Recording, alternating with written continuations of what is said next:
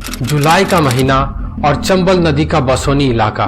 नदी के शांत पानी में एक 18 साल की लड़की खड़ी हुई होती है और उसके ठीक सामने उसका बाप भी खड़ा होता है।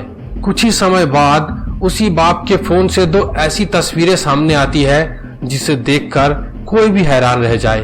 एक तस्वीर में वो बाप अपने बेटी का हाथ पकड़कर गहरे पानी में खड़ा है और दूसरी तस्वीर में वो अपने बेटी के पैर छूकर माफी मांग रहा है। एक आम इंसान ये सोच भी नहीं सकता कि आखिर क्यों एक पिता अपने ही बेटी को घर से 250 किलोमीटर दूर एक सुनसान बीहड़ में ले जाएगा और उस दिन के बाद से ही उस बेटी का कोई भी पता नहीं चल पाएगा।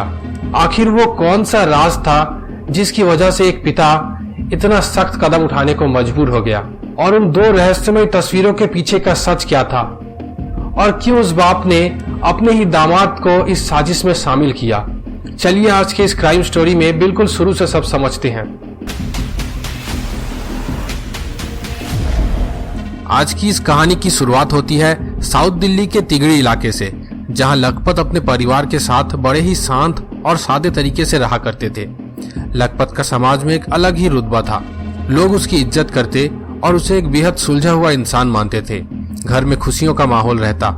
उसकी 18 साल की छोटी बेटी, जो घर की सबसे लाडली मानी जाती थी, उसकी हंसी से पूरा घर चहक उठता। सुबह सुबह घर का सारा काम संभालना, पिता के लिए चाय बनाना और पूरे परिवार का ध्यान रखना उसकी डेली रूटीन का हिस्सा था। आस पड़ोस के लोग भी इस परिवार की मिसाल दिया करते कि कैसे एक पिता अपने बेटियों को इतने प्यार और अनुशासन के साथ बड़ा कर रहे हैं। लखपत अक्सर अपने दोस्तों के बीच बैठकर अपनी फैमिली की तारीफ करता और अपनी बेटियों को अपनी शान समझता था। दिन बीतते गए और परिवार की जिंदगी बिल्कुल नॉर्मल ट्रैक पर चल रही थी। लखपत के घर में खुशियों की कोई कमी नहीं थी। बड़ी बेटी की शादी हो चुकी थी और उसका दामाद भी अक्सर घर आता जाता रहता। परिवार के सभी लोग हर छोटे बड़े मौके पर साथ मिलकर खुशियां मनाते। किसी को अंदाजा भी नहीं था कि जिस घर में इतनी शांति और खुशहाली दिख रही है, उसके पीछे एक ऐसा अंधेरा छाने वाला है जो सब कुछ बर्बाद कर देगा। 18 साल की बेटी का व्यवहार भी बहुत सीधा और मासूम था। उसकी अपनी एक छोटी सी दुनिया थी, अपने सपने थे, लेकिन उसे क्या पता था कि जिस पिता पर वो अपने आप से ज्यादा भरोसा करती है, वही पिता एक दिन उसके लिए सबसे बड़ा खतरा बन जाएगा। धीरे धीरे समय बीतता गया और परिवार के रिश्ते ऊपर से जितने मजबूत दिखते थे, अंदर ही अंदर उनमें एक अजीब सी दूरी आने लगी। लखपत का व्यवहार अचानक बदलने लगा। जो पिता कभी अपनी बेटी की हर एक बात पर ध्यान देता था, अब वो अचानक चिड़चिड़ा रहने लगा। उसके चेहरे पर हर वक्त एक तनाव दिखता था। पड़ोसियों ने भी नोटिस किया कि लखपत अब पहले की तरह लोगों से हंसकर बातें नहीं करता। वो अक्सर अपने घर के बाहर अकेले टहलता और गहरी सोच में डूबा दिखता। उसके दामाद का भी घर पर आना जाना काफी बढ़ गया था। दोनों अक्सर बंद कमरे में घंटों बातें करते, लेकिन किसी को समझ नहीं आता कि आखिर चल क्या रहा है। जुलाई के आखिरी हफ्तों में अचानक कुछ ऐसा हुआ जिसने सबको हैरान कर दिया। 28 जुलाई की सुबह करीब 6:30 पर लखपत, उसका दामाद और उसकी 18 साल की बेटी घर से बाहर निकलते दिखे। लखपत ने आसपास के लोगों को बताया कि बेटी की तबीयत कुछ ठीक नहीं है, इसलिए वो उसे दवाई दिलाने और डॉक्टर को दिखाने के लिए शहर से बाहर लेकर जा रहे हैं। बेटी भी अपने पिता के साथ बहुत ही सहज होकर मुस्कुराते हुए निकल गई।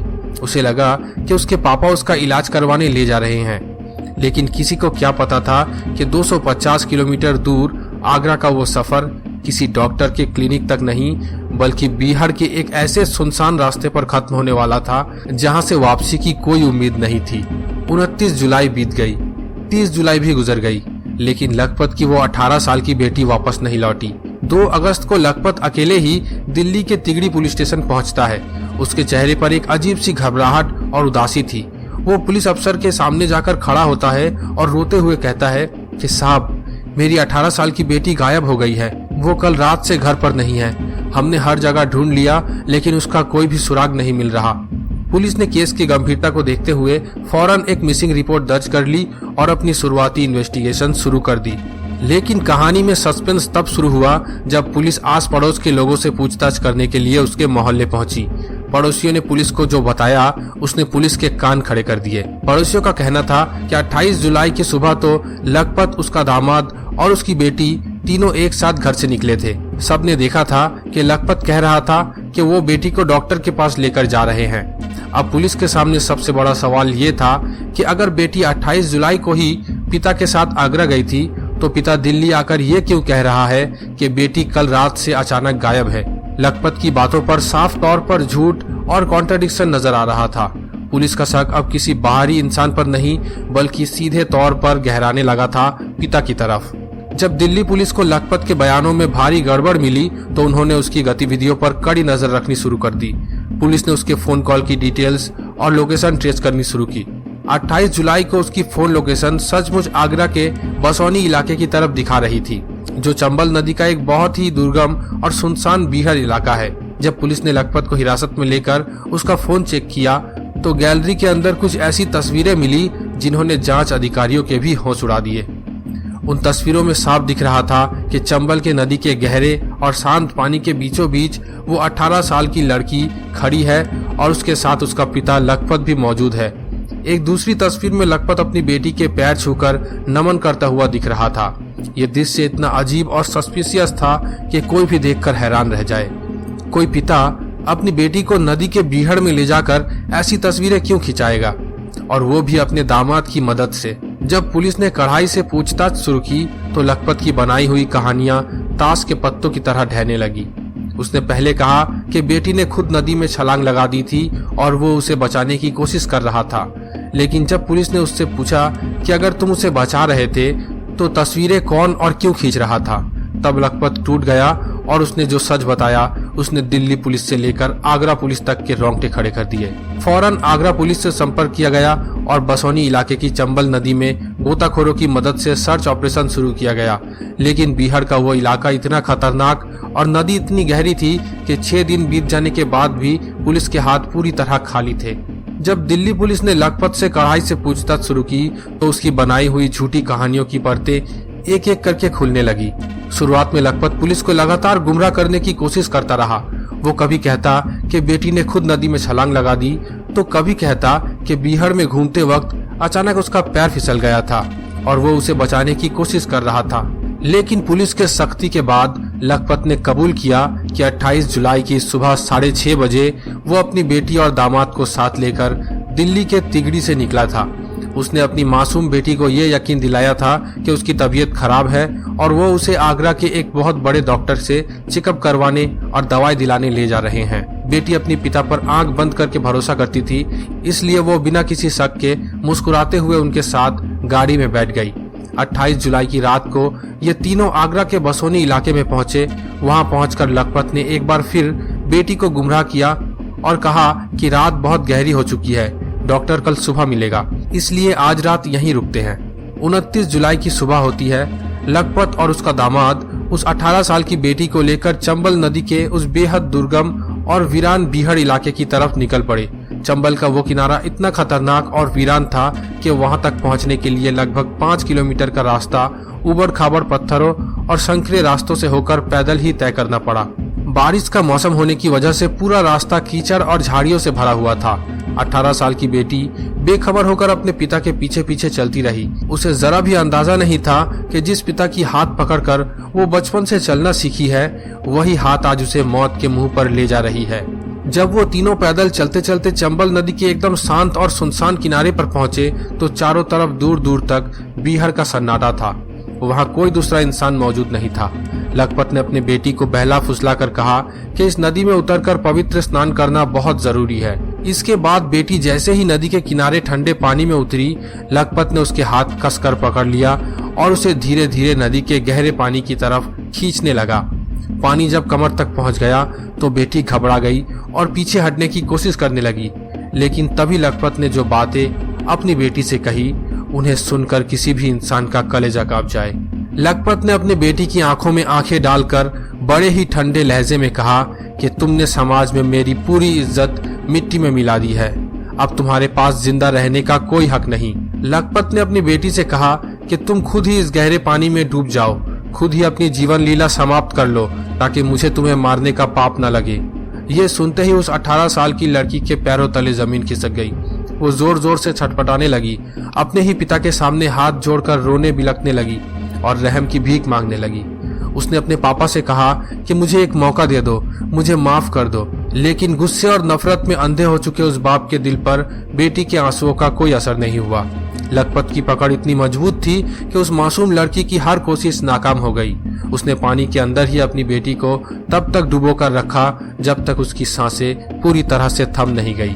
इस खौफनाक वारदात को अंजाम देने के बाद लखपत और उसका दामाद अपनी सोची समझी प्लानिंग के मुताबिक एक्टिंग शुरू।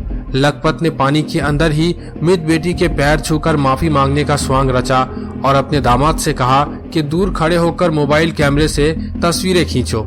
दामाद ने दूर से जूम करके तस्वीरें खींची और ये तस्वीरें खींचने का असली मकसद ये था कि अगर भविष्य में पुलिस या समाज के लोग उन पर शक करे तो वो ये दिखावा कर सके कि बेटी ने खुद नदी में छलांग लगाकर इस काम को अंजाम दिया है।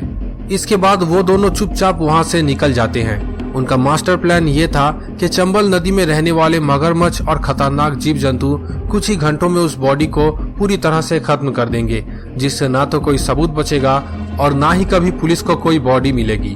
दिल्ली आते ही लखपत ने समाज और पुलिस की आंखों में धूल झोंकने के लिए एक के बाद एक कई मनगढ़ंत कहानियां बनानी शुरू की।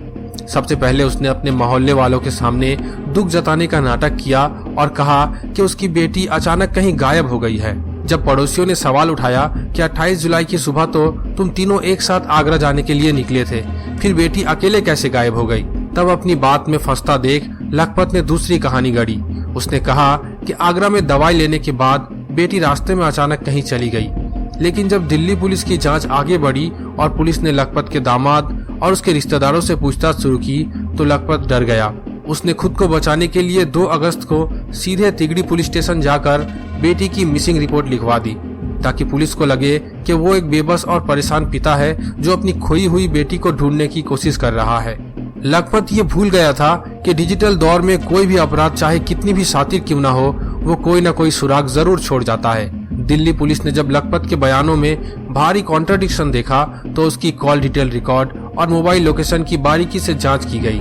पुलिस को पता चला कि 28 और 29 जुलाई को लखपत की लोकेशन दिल्ली में नहीं बल्कि आगरा के बसोनी इलाके के चंबल बीहड़ में थी। इसके बाद जब पुलिस ने उसे कस्टडी में लेकर उसका फोन खंगाला तो वो डिलीट की गई तस्वीरें रिकवर हो गई, जो इस घटना के वक्त उसके दामाद के द्वारा ली गई थी। तस्वीरों में साफ दिख रहा था कि लखपत नदी के बीचों बीच अपनी बेटी के साथ मौजूद था। इन सबूतों के सामने आते ही लखपत का सारा झूठ बेनकाब हो गया। मामले की गंभीरता को देखते हुए दिल्ली पुलिस ने तुरंत आगरा पुलिस और चंबल इलाके के स्थानीय थाने से संपर्क किया।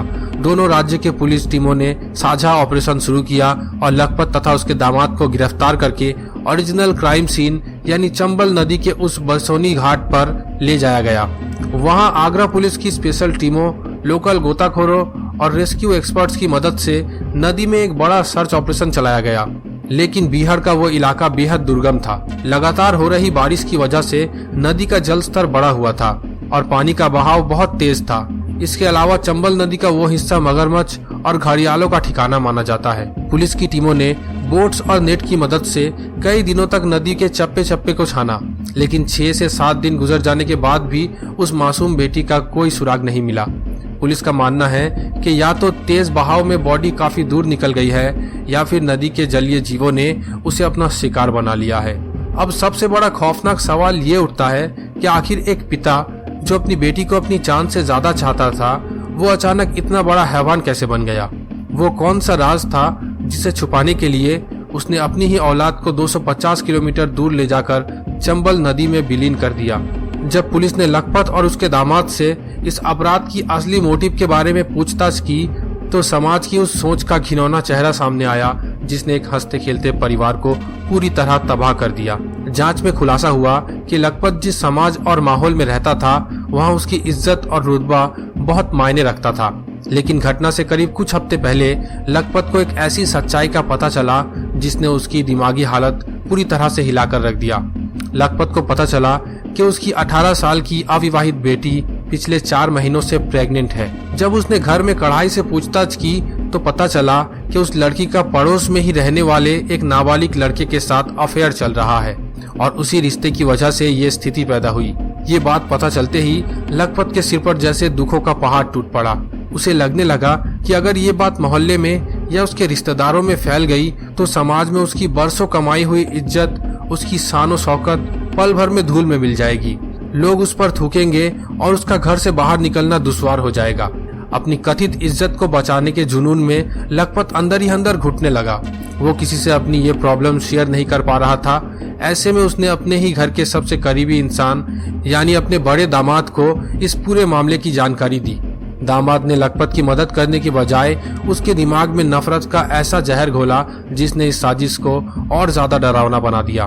दामाद ने लखपत से कहा कि अगर ये बात बाहर निकली तो पूरे परिवार की बदनामी होगी, इसलिए इस कलंक को हमेशा हमेशा के लिए मिटाना ही एकमात्र रास्ता है। दामाद ने ही लखपत को सलाह दी कि लड़की को इलाज के बहाने दिल्ली से दूर किसी सुनसान इलाके में ले जाया जाए और वहां उसे ठिकाने लगा दिया जाए। दोनों ने मिलकर इस पूरे वारदात की स्क्रिप्ट तैयार की। उन्होंने तय किया कि मोहल्ले में ये खबर फैलाएंगे कि बेटी बीमार है और उसे आगरा के एक बड़े डॉक्टर के पास ले जाया जा रहा है। लखपत का मानना था कि अगर वो बेटी को दिल्ली में या किसी नजदीकी इलाके में नुकसान पहुंचाते तो पुलिस तुरंत उन्हें पकड़ लेती। इसलिए उन्होंने 250 किलोमीटर दूर आगरा के चंबल बीहड़ को चुना, क्योंकि वो जानते थे कि चंबल का बीहड़ एक ऐसा इलाका है जहां कानून की पहुंच भी मुश्किल से होती है और नदी की गहरे पानी में अगर कोई गायब हो जाए तो उसका सबूत मिलना लगभग असंभव होता है। लखपत और उसका दामाद अपनी जिस चालाकी पर घमंड कर रहे थे, वही चालाकी और उनके फोन में मिली वो तस्वीरें उनके खिलाफ सबसे बड़ा एविडेंस बन गई। जिस झूठी इज्जत को बचाने के लिए लखपत ने अपनी 18 साल की बेटी की सांसें छीन ली, आज वही इज्जत धूल में मिल चुकी थी। आज वो पिता और उसका दामाद दोनों सलाखों के पीछे अपनी जिंदगी की अंतिम सांसें गिन रहे हैं। पुलिस ने दोनों आरोपियों के खिलाफ गंभीर धाराओं के तहत केस दर्ज कर लिया है और उन्हें सख्त से सख्त सजा दिलाने की चार्जशीट तैयार कर दी है। ये खौफनाक दास्तान हमें सोचने पर मजबूर करती है कि जब एक पिता अपने औलाद के रक्षक बनने के बजाय भक्षक बन जाए तो फिर मासूम इंसान किस पर भरोसा करे। समाज की झूठी शान और इज्जत का ये नशा इंसान को इस हद तक अंधा बना देता है कि वो अपने ही खून का प्यासा हो जाता है।